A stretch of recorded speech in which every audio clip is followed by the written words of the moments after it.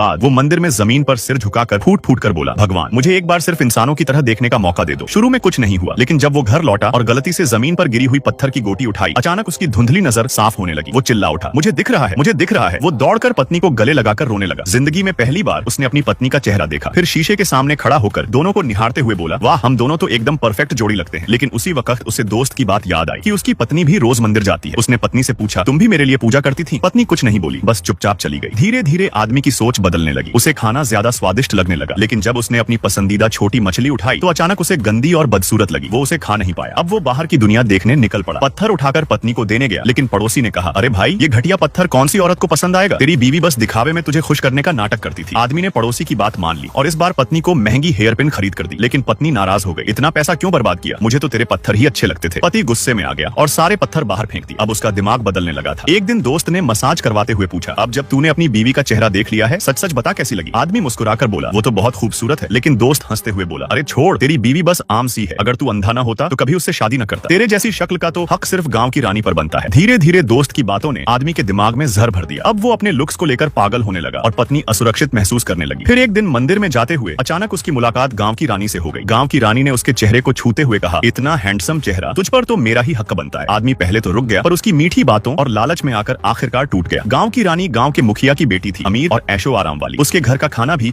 आदमी ने जिंदगी में पहली बार देखा, इतना शानदार कि हैरान रह गया। धीरे धीरे उनके बीच का रिश्ता गलत दिशा में जाने लगा।